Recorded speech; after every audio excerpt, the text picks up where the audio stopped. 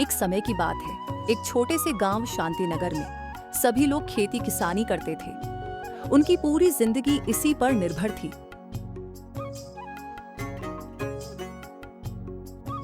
गांव में एक बड़ा जमींदार विजय सिंह रहता था। पास बहुत सारी जमीनें थीं, अनगिनत नौकर चाकर थे और वह गांव का सबसे अमीर आदमी था।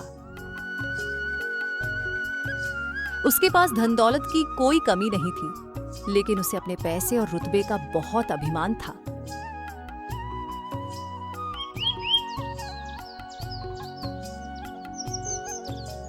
एक दिन रघु नाम का एक गरीब भिखारी विजय सिंह के दरवाजे पर आया।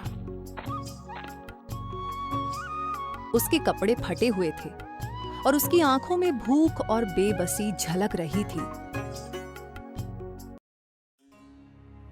वह हाथ जोड़कर बोला, मालिक, कुछ खाने को दे दो।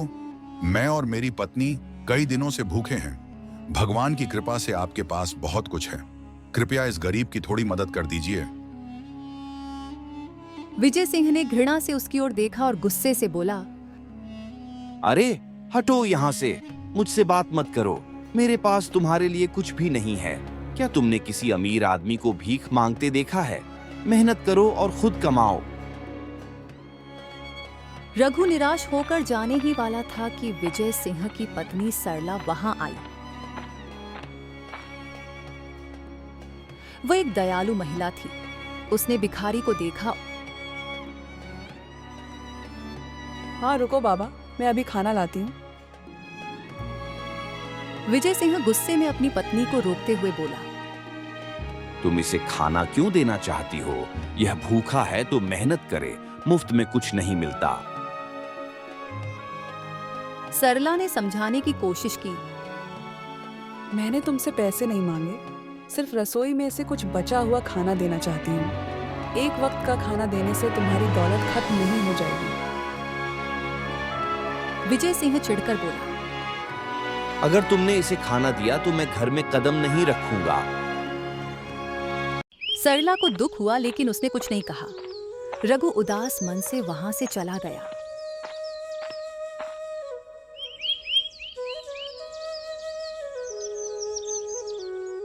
अगले दिन दोपहर में रघु फिर आया और बोला, मालिक, अब तो खाना दे दीजिए। मेरी पत्नी बीमार है, उसे खाना बहुत जरूरी है। मैं भूखा रह लूंगा, लेकिन वह बहुत कमजोर है। विजय सिंह ने झूठ बोलते हुए कहा, तुझे थोड़ा जल्दी आना चाहिए था। अब तो खाना खत्म हो चुका है, रात में आना। बेचारा रघु फिर चला गया। लेकिन जब वह रात में वापस आया तो विजय सिंह और भी ज्यादा गुस्सा हो गया। तू फिर आ गया? बार बार क्यों परेशान कर रहा है? अब यहां से भाग जा, वरना नौकरों से पिटवा दूंगा। रघु के मन में बहुत दुख था। उसने सोचा, अब घर जाकर चंपा को क्या कहूंगा? वह मेरे लिए खाना लेकर बैठी होगी और मैं खाली हाथ जा रहा हूं। रघु घर नहीं गया और विजय सिंह के बगीचे में ही सो गया।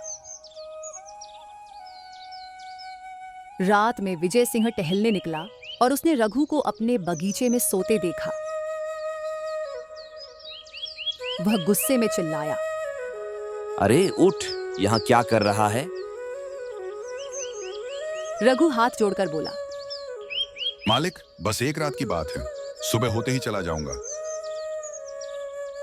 विजय सिंह और भड़क गया। अगर मैंने तुझे सुबह यहाँ देखा तो तेरी टांगें तुड़वा दूंगा।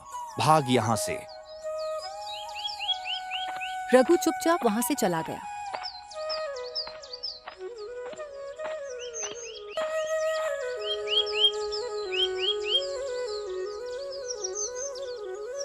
कुछ दिन बाद विजय सिंह अपने घोड़े पर बैठकर जंगल की सैर पर निकला, लेकिन रास्ता भूल गया।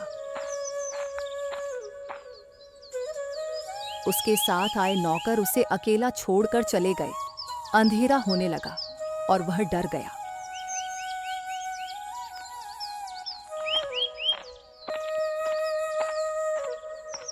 तभी उसे एक लड़का दिखा। वह घबराकर बोला, बेटा, मैं रास्ता भटक गया हूँ, क्या तुम मेरी मदद कर सकते हो?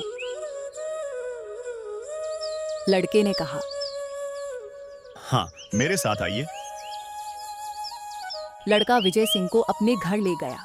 घर छोटा था, लेकिन वहां साफ सफाई थी।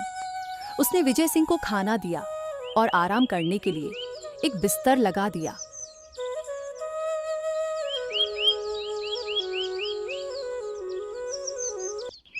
सुबह विजय सिंह ने लड़के से कहा, बेटा, मेरा घोड़ा खो गया है, क्या तुम उसे ढूंढ सकते हो?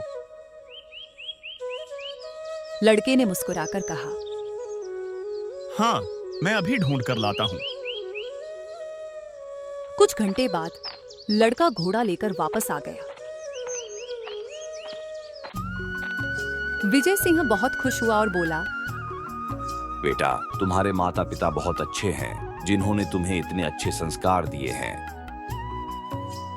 तभी लड़के के माता पिता वहां आए। विजय सिंह ने देखा कि वे कोई और नहीं बल्कि वही रघु और चंपा थे जिन्हें उसने दुत्कारा था। विजय सिंह की आंखों में आंसू आ गए। वह रघु और चंपा के पैरों में गिरकर बोला, मुझे माफ कर दो, मेरे घमंड ने मुझे अंधा बना दिया था। मैं सोचता था कि मैं सबसे अमीर हूँ, लेकिन असली अमीरी तो तुम्हारे पास है, दयालुता और अच्छे संस्कार। रघु ने विनम्रता से कहा, मालिक, हमें आपसे कोई शिकायत नहीं है। हमें जो भी मिला हम उसमें खुश हैं। लेकिन विजय सिंह अब पूरी तरह बदल चुका था। उसने कहा, मुझे अपनी गलती का एहसास हो गया है, इसलिए मैं अपनी भूल को सुधारना चाहता हूँ। तुम्हारे वजह से मैंने इंसानियत का सही मतलब जाना है, इसलिए मैं अपनी जमीन का एक टुकड़ा तुम्हारे बेटे को देना चाहता हूँ, ताकि वो खेती करके अपना और तुम्हारे पेट पाल सके, और रहने को एक छोटा सा घर भी, ताकि अच्छे से रह सके। मना मत करना। रघु ने पहले मना किया, लेकिन विजय सिंह के आग्रह को देखकर उसने स्वीकार कर लिया।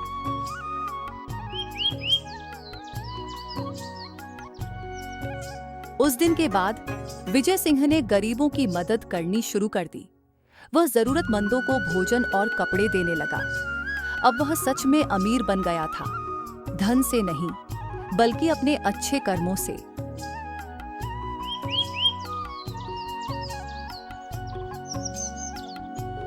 कुछ समय बाद एक साधु बाबा उसके घर आए। विजय सिंह ने उनका स्वागत किया, भोजन करवाया और उन्हें दान दिया।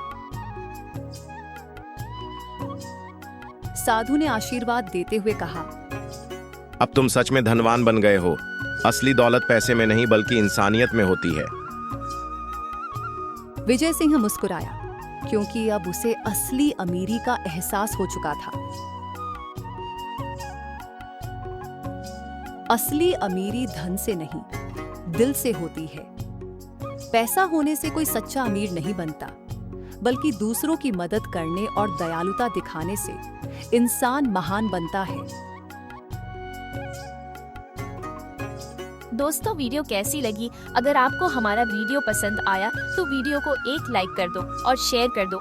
कमेंट सेक्शन में एक प्यारा सा कमेंट करके चैनल को सब्सक्राइब कर दो और बेल आइकन को ऑल कर दो, ताकि हमारे नए वीडियो की जानकारी तुरंत आपके पास जाए।